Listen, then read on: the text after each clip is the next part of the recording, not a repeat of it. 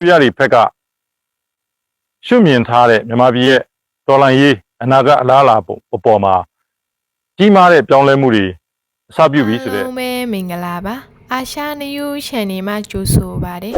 နေ့စဉ်နေ့တိုင်းတတိယတွေတင်ဆက်ပေးနေတာမို့စခိုင်းလုပ်ပေးဖို့တောင်းဆိုရှင်ပါတယ်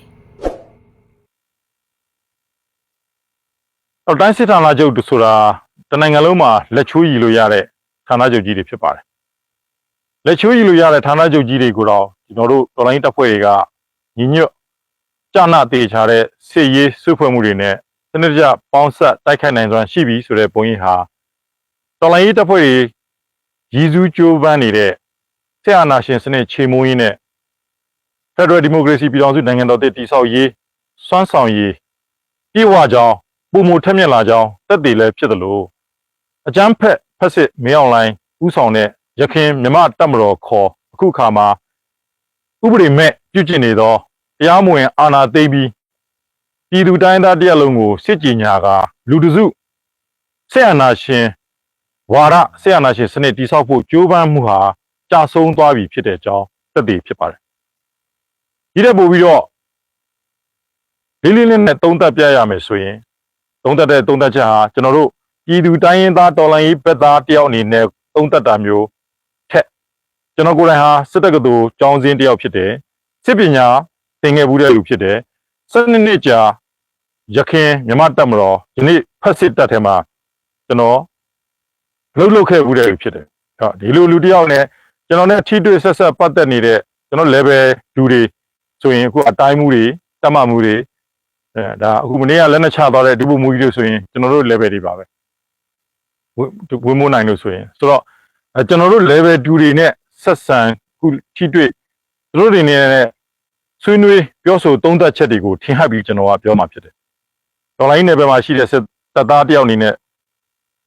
စစ်သားဟောင်းတယောက်အနေနဲ့ရောလက်ရှိဖက်စစ်ကြမ်းဖက်တပ်ထဲမှာအမှုထမ်းနေတယ်ဆိုတော့အရာရှိကြီးအရာရှိငယ်စစ်သားတွေအနေရဲ့ခံစားချက်ကိုပါထင်ဟပ်ပြီးသုံးသပ်ပြမှာဖြစ်တယ်သုံးသပ်ချက်ကတော့ကျွန်တော်တို့နိုင်ငံသားတွေကြီးပဲဖြစ်တဲ့ကြောင့်ခေတ်စနစ်ရဲ့စနစ်ဆိုးရဲ့တက်ရောက်မှုကိုဒန်းတူညီမျှခံစားနေရတဲ့လူတွေကြီးပဲဖြစ်တဲ့ကြောင့်ကျွန်တော်သုံးသပ်ချက်ကောလက်ရှိဖက်စစ်တပ်ထဲကအခိုင်ခံအောက်ကစစ်ကြုံတွေရဲ့သုံးသပ်ချက်ကောတိတ်မကွဲပြားပါဘူးအဲ့ဒါဘာလဲဆိုတော့အခုသူ့ကိုယ်သူယာယီသမတရဲ့လို့ကြီးညာလိုက်တဲ့မင်းအောင်လှိုင်လို့ရယာယီသမတလို့သူတို့အတင်းခန့်ထားတဲ့မြစ်ဆွေဆိုသူတေကောင်ပေါင်းလဲအုံနောက်တောင်အလုံးမလုံးနိုင်တော့တဲ့လူဘာမှမစားနိုင်မတော့နိုင်မတွေးနိုင်မရေးနိုင်လက်မှတ်မထိုးနိုင်တော့တဲ့လူတယောက်ကလက်မှတ်ထိုးပြီးလွှဲရပါတယ်ဆိုတဲ့စာတစောင်နဲ့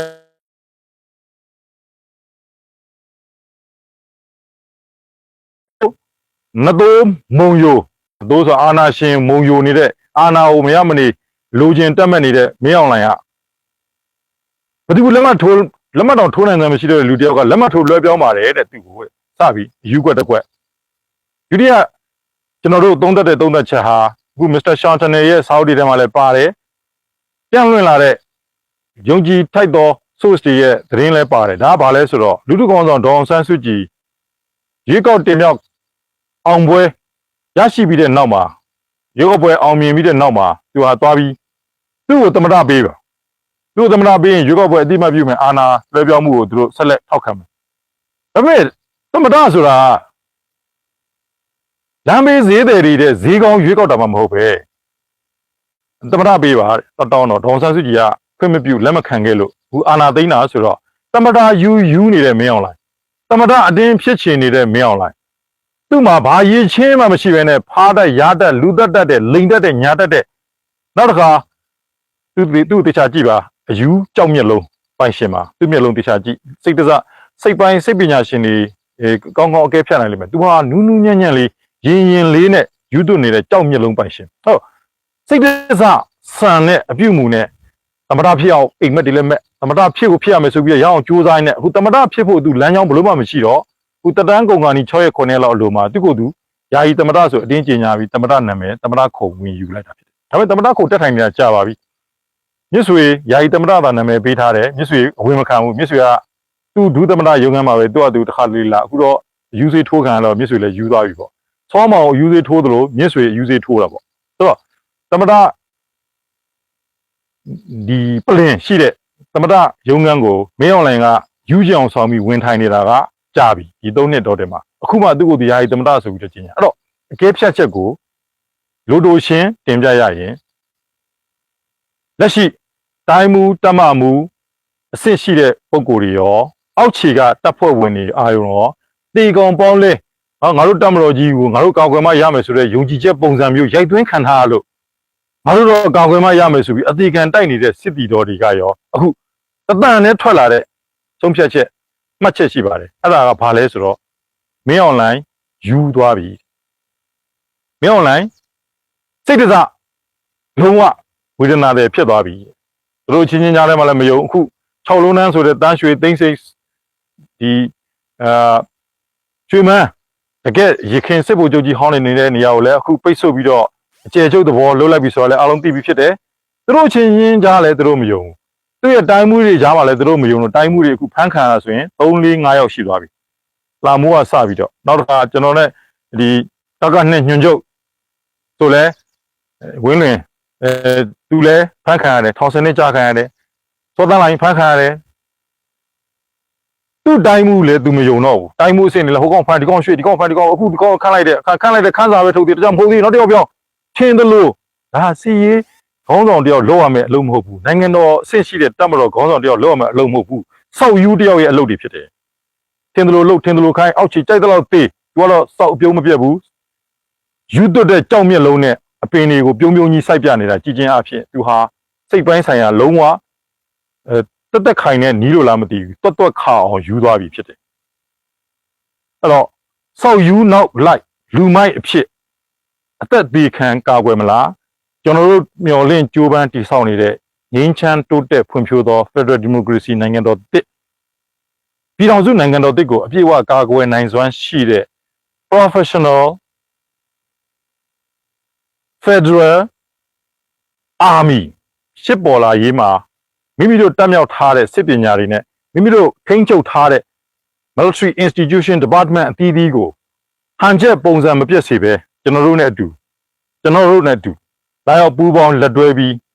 ချိတ်ဆက်ခါဟန်ချက်မပြတ်ဖက်စစ်မရောက်နိုင်တဲ့အကြမ်းဖက်စနစ်အာဏာရှင်စနစ်ကိုဖယ်ရှားဒီမိုကရေစီနိုင်ငံတော်တစ်ကိုအတူသွားမလားလက်ရှိဖက်စစ်အကြမ်းဖက်တပ်ထဲမှာစိတ်မပါတော့ပဲစောက်ယူနောက်လိုက်လူမိုက်တွေလုံနေရတဲ့တငယ်ချင်းတွေကိုနောက်ဆုံးဝန်တိုင်ပေးလိုက်တယ်အယူရဲ့နောက်လိုက်ဖြစ်တည်သွားတာဟာသားသမီးတွေပါဂုံတိခါငယ်ကြံခဲ့တယ်လေငါဖေကဘာလို့တည်သွားလဲစောက်ယူခိုင်းတာလုတ်သွားတဲ့လူမိုက်ဖြစ်နေတည်သွားတာလို့သားသမီးတွေတစ်သက်လုံးနောင်တရချန်ထားခဲ့မလားကျွန်တော်တို့ပြောနေအားလုံးအသက်ရှင်win-win situation နာဂတ် Federal Democracy နိုင်ငံတော်တစ်ကိုတူတည်ဆောက်ကြမယ်တိုင်းပြည်ကိုအခုပျက်စီးစေခဲ့တဲ့အကြောင်းအရာတွေဘာတွေလဲပျက်စီးစေခဲ့တဲ့လုပ်ရက်တွေကိုလုပ်နေတဲ့အကျင့်စာရိတ္တပြက်ပြားချစားပြီးတော့အာဏာရှင်နေရာတည်ဆောက်ဖို့ကြိုးစားနေတဲ့ဖောက်ပြန်သောလူဒန်းစားရဲ့ကြည်ကြည်တဲ့ချမ်းသာမှုပုံမှုတိုးပွားလာတဲ့အလျောက်အောက်ခြေပြည်တော်စုတိုင်းသားနိုင်ငံသားခင်ဗျားတို့တပ်မတော်ဆိုတဲ့စစ်သားတွေရဲ့သားသမီးတွေအထိဘလောက်စုပ်ပြတ်ဆင်းရဲငတ်ပြတ်ဒုက္ခရောက်နေတယ်လေခင်ဗျားတို့အဖြေမှန်ကိုသိပြီဖြစ်တယ်အဲ့တော့အဖြေမှန်ကိုသိပြီဆိုရင်စောက်ယူနောက်လိုက်လူမိုက်အဖြစ်ဆက်ပြီးတော့မိုက်တွင်းနှက်မလားပြည်သူနဲ့အတူဟောဒီမှာပြည်သူစစ်သားတွေရှိတယ်ကျွန်တော်တို့ဖက်ချမ်းမှာစီရီယန်လောက်လာတဲ့အရာရှိစစ်တီတွေအမြောက်အများရှိတယ်တိုင်းသားတပ်ဖွဲ့နဲ့ပူးပေါင်းပြီးတော့တိုက်ပွဲဝင်နေတဲ့လူတွေခင်ဗျားတို့ချင်းနေသလိုဒီဘက်ကိုတော်လိုင်းဘက်ကိုပူးပေါင်းရင်ငါတို့တတ်ခံ no မှာကျွန်တော်တို့ရှိတယ်နောက်အခုဆိုရင်ဝင်းမိုးနိုင်တို့လက်နဲ့ချလာတဲ့တာတာရပြောရှင်းရှင်းပဲအလားတူပဲပူးပေါင်းလာတဲ့စစ်တီရာရှိတွေပြောရှင်းရှင်းပဲကျွန်တော်တို့ကတကယ်ကိုတိုက်ဝင်တကယ်ကိုပဲfacility အပြည့်စုံနဲ့ကျွေးမွေးပြုစု uniform အပြည့်စုံမစင်နိုင်သေးတာပဲရှိတယ်ဒါလည်းရန်ပုံငွေခက်ခဲတော်လိုင်းရေးအသုံးပြုနေတဲ့အခြေအနေမျိုးမျိုးကြောင့်ဒါပေမဲ့မကြခင်တွင်မှာပြည်သူထောက်ခံမှုနိုင်ငံတကာပတ်မှုကူညီမှုနဲ့လူကျွန်တော်တို့မျှော်လင့်ကြိုးပမ်းချစ်ကပ်တည်ဆောက်မဲ့ပြည်တော်စုကာကွယ်ရေးတပ်တော်မြူတီအစုဖွဲ့တွေကောင်းထဲပေါ်လာမှာဖြစ်တယ်။သက်ဆိုင်တာဝန်ရှိသူတွေလည်းကြိုးပမ်းနေကြတာရှိတယ်။ပေါင်းဆက်ပြီးတော့စစ်ရေးချိတ်ဆက်တိုက်ပွဲဝင်မဲ့ဟန်ချက်ညီစစ်စင်ရေးကြီးတွေစစ်စင်ရေးတေးသေးလေးတွေမဟုတ်ဘူးစစ်စင်ရေးကြီးတွေမကြခင်ပေါ်ပေါက်လာမှာဖြစ်တယ်။အဲ့တော့အညာအရင်တော့ပြောတယ်အညာခံနေရသလားမဟုတ်ပါဘူး။အညာမညာပါဘူးအညာလာမှာပါ။အဲ့တော့ပြည်တော်စုတိုင်းသားအားလုံးမိုးကုတ်ကပြည်သူပြည်သားတွေဓာတ်ပုံတွေဗီဒီယိုဖိုင်တွေတွေ့ရပါလိမ့်မယ်။တကယ်ကိုရင်နဲ့အသေးတွေကပျော်ရွှင်တဲ့အပြုံးနေနဲ့ညီတွေဝိုင်းနေတဲ့အပြုံးနေနဲ့ပန်းကုန်းတွေကိုစီကင်ပြီးတော့စက်သိန်းတွေတပြန်းထပြီးတော့စစ်ကြောင်းကြီးတွေခြိတက်လာတဲ့စစ်တီတော်တွေကိုပြည်သူသားကောင်းစစ်တီတော်တွေကိုတုံရီလက်နဲ့ဝန်းလာလိုက်တာငါတို့သားသမီးတွေ ငါတို့မွေးရမြေကိုကာကွယ်ပေးဖို့ငါတို့မြို့ကြီးကိုကာကွယ်ပေးဖို့ငါတို့တွေဖက်စစ်အကြမ်းဖက်တွေရဲ့ထိန်းချုပ်အုပ်ချုပ်ထားခြင်းကနေလွတ်မြောက်အောင်လုပ်ပေးဖို့ပြန်ဝင်လာပြီးဆိုကြိုးဆိုရမယ့်ရဆွဲတွေနီးကပ်လာပြီးဖြစ်တယ်အဲ့တော့ခင်ဗျားတို့ဆိုတာလက်ရှိဖက်စစ်အကြမ်းဖက်မင်းအွန်လိုင်းစောက်ယူမင်းအွန်လိုင်းရဲ့နောက်လိုက်လူမိုက်တွေဖြစ်ပုံသွင်းထားခံရတဲ့စစ်ကြုံဘွားရောက်နေတဲ့ခင်ဗျားတို့ပြည်သူတွေရဲ့လိုက်လဲဝမ်ဘန်တတာပျော်ပျော်ရွှင်ရွှင်ပန်းကုတ်ကျွတ်ကြိုးဆိုတာကိုခံကျင်သလားစောက်ယူမင်းအွန်လိုင်းခိုင်းရလုံနေတဲ့ခိုင်းဘတ်လူမိုက်ဖြစ်ကရုံထွက်လိုက်စင်တန်းတွေရွှေတက်ထားတဲ့အပွင့်တွေအဆောင်ရောင်တွေကားကောင်းကောင်းကြီးစီးနေပြီးတော့ဂုံတိတ်ခါမဲ့နေတဲ့ဘဝထရှင်းချင်းပြောရရင်ဝေကောင်းစားကောင်းဝင့်ထားတဲ့လူမိုက်စစ်ကြုံလူကြီးလူကောင်းရောင်ဆောင်ထားတဲ့စောက်ယူနောက်လိုက်အရာရှိအမိခံထားပြီးတော့အတွေးခေါ်အသုံးမချနိုင်မဲနဲ့ကြုံတာနေရတဲ့ဘဝဗန်ထဲမှာခိုးရဝတ်ထားတဲ့တိမ်မောင်တန်မောင်များစွာရှိနေပြီးအချိန်မြေးပိတ်သိမ်းဗန်သိမ်းခံရပြီးတော့အချိန်မြေးခွေးဖြစ်သွားနိုင်ဆိုတဲ့အခြေအနေထရှင်းချင်းပြောရရင်အချိန်တိုတော်တွင်လူပြည်ကဗီဇာကုန်သွားနိုင်တဲ့လူမိုက်နောက်လိုက်ဘဝနဲ့ဆက်နေမလားတိုင်းစစ်တပ်ရာကျုပ်တွေတောင်ကြလာပြီမင်းအောင်လည်းဘာဆက်လုပ်မလဲစောက်ယူဘာဆက်လုပ်မလဲစောက်ယူနောက်လိုက်လူမိုက်တွေဘာဆက်လုပ်မလဲအေးကျွန်တော်တို့ကြည်ဘူးတဲ့ကျော်ဟင်းကားတကားရှိပါတယ်ကျော်ဟင်းရိုက်ထားတဲ့ကားတကားရှိပါတယ်ကျော်ဟင်းကဒုတ်တူတစ်ချောင်းနဲ့အရန်ကားနေနော်ရန်ကားနေတယ်ပန်းမြန်လေးကဥယျာဉ်မှုလို့ထင်တယ်ကားနာမည်ဘလို့ပဲရန်ကားခဲ့အမြင်မှန်ရသွားတဲ့ဒီနေ့သူ့ကိုအားလုံးကလက်ခမောင်းလက်ခုပ်တီးဝမ်းပြောင်းကျွန်တော်တို့အခုကိုဝန်ဆောင်တွေငွေဖွားခါနီဗုဒ္ဓဘာသာကိုးကွယ်သူတွေယုံကြည်ကြတဲ့ခါတာတစ်ပုတ်ရှိတယ်အင်္ဂုလိမာလာတော့အင်္ဂုလိမာလာဆိုတာသူမသိခင်သူနောင်တတရားမရခင်လက်ညှိုးပေါင်း1000 999ရောက်တောင်တတ်ခဲ့ပြီးနောက်ဆုံးတစ်ချောင်းတယောက်တတ်ခါနီမှာဖះရှင်နဲ့တွေ့ပြီးတော့သူကျွတ်တန်းဝင်တယ်ရဟနာဖြစ်သွားတယ်သူ့ရဲ့အင်္ဂလိပ်မာလာတုတ်တန်းဆိုတဲ့တုတ်တန်းဟာအန်ဒီရဲ့အရန်ရောက်နေတဲ့အချိန်ကိုဝန်ဆောင်မိဖွားဖို့အခက်အခဲအရန်ကြီးနေတဲ့အချိန်မှာဒါကိုရွတ်ရင်တော့ရှောရှုမွေးပွားနိုင်တဲ့တကူဆွမ်းထက်တယ်ဆိုတဲ့သဘောတရားခင်ဗျားတို့ပြန်စဉ်းစားပါဘလောက်ပဲမိုက်ခဲ့ပြီးအခုဆိုဖက်စစ်မင်းအွန်လိုင်းစောက်ယူရဲ့ခိုင်းသမျှကြောင့်တိုင်းပြည်လဲဖုန်းညံ့ကြေတော့ဖြစ်ပြီးမြို့ကြီးအတော်များများလဲပြပုံအတိနီးပါဖြစ်နေပြီးလူပေါင်းသိန်းနဲ့ချီပြီးလဲသေပြီးသိန်းနဲ့ချီပြီးသေပြီးဒုံနှစ်တော်ကာလအတော်တွင်2019ထိ15ဒီ19ထိဘလောက်ပျော်ရွှင်ွယ်ကောင်းခဲ့တဲ့နိုင်ငံတော်ကြီးလဲခင်ဗျားတို့လည်းအသိပဲခင်ဗျားတို့ရဲ့လိုင်းကန်းတွေကိုကျွန်တော်တို့ခေါင်းဆောင်ဒေါ်ဆန်းစုကြည်လာတယ်ခင်ဗျားတို့ရဲ့ဘဝအမှန်တွေကိုကြည်ခွင့်ခဏလေးပဲရလိုက်တယ်ချက်ချင်းခင်ဗျားတို့ရဲ့ဘဝအမှန်တွေကိုကြည်ခွင့်မရအောင်ဖက်စစ်ငရဲခွေးမင်းအောင်လိုင်းအာဏာရှင်ပိတ်လိုက်အောက်ခြေစသားတွေဘဝကိုဒေါ်ဆန်းစုကြည်ကြည်ခွင့်မရအောင်ပိတ်လိုက်ဒေါ်ဆန်းစုကြည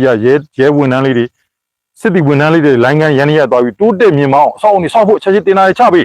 ချက်ချင်းအဆင့်မြင့်ဖို့ကြိုးစားတယ်မင်းအောင်လည်းအဆင့်မြင့်မခံဘူးအောက်ခြေတပ်သားတွေအဆင့်မြင့်လာရင်လူနေမှုဘဝမြင့်လာရင်အတွေးခေါ်မြင့်လာရင်သူ့တကိုယ်ရည်သူ့မိသားစုကောင်းစားရေးအတွက်ဒီတက်ကြီးတက်လုံးကိုလက်ကင်တို့အဖြစ်လှုပ်ထားတာပေါ်သွားမှာဆိုလို့ဒေါ်ဆန်းစုကြည်ချက်ချင်းကန့်သက်တင်းသက်အောက်ခြေတက်မလို့ကောင်းအောင်လှုပ်ဖို့လှုပ်ဆောင်ချက်မှန်သမျှအကုန်ပယ်ချလူလှုပ်ခဲ့တာဖြစ်တယ်အဲ့တော့အခု2019ထိတည်ငြိမ်အေးချမ်းပြီးတော့ပြည်သူရဲ့ချစ်ခင်မြတ်နိုးမှုကိုတစုံတရာရရှိခဲ့တဲ့မြန်မာတပ်မတော်စစ်တပ်ဟာအခုကြည့်2021ကနေအခုချိန်ထိ3နှစ်တော်တဲ့မှာပြည်သူတွေခွဲ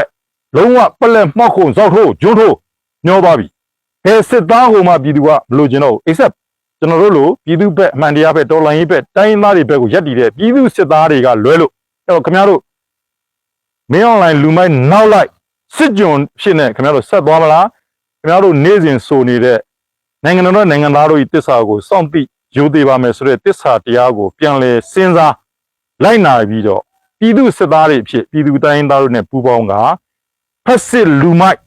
ဖက်စစ်စောက်ယူမင်းအွန်လိုင်းရန်ရာဖြိုဖျက်ဖို့ဝိုင်းကြိုးစားမလားနောက်ဆုံးရဆွဲရောက်နေပြီဆိုတာလာရှိုးကစစ်ဌာနချုပ်ကြီးကြသွားပြီးတဲ့အချိန်ကဝန်နေပေးလိုက်ပြီဖြစ်တယ်မကြခင်အရခမြေကစစ်တိုင်းတွေလာမယ်မြောက်ပိုင်းဘက်ကစစ်တိုင်းတွေလာမယ်အရှေ့တောင်ဘက်ကစစ်တိုင်းတွေလာမယ်မကြခင်အလဲအညာလာမယ်โอเคအားလုံးကျေးဇူးတင်တယ်မိမိတို့ရဲ့ဆွေမျိုးသားချင်းမိသားစုတွေဖက်စစ်ကြုံဖြစ်လူမိုက်ဘဝဆက်ပြီးနွန်နဲ့အုံးမဲ့လူတွေရှိရင်လှမ်းဆွဲဆောင်စီယုံပြောပြနောက်ဆုံးဝန်နေပေးပါခုပြောနေတဲ့ကျွန်တော်ခင်ဗျားတို့ဘက်ကပြန်ဆွဆွဲမယ်ဘယ်နိုင်ငံခြားဘယ်နေရာကမဟုတ် no နေပြည်တော်နဲ့မိုင် 3450အကွာက ကျွန်တော်ပြောနေတာဖြစ်တယ်အားလုံးကျေးဇူးတင်တယ်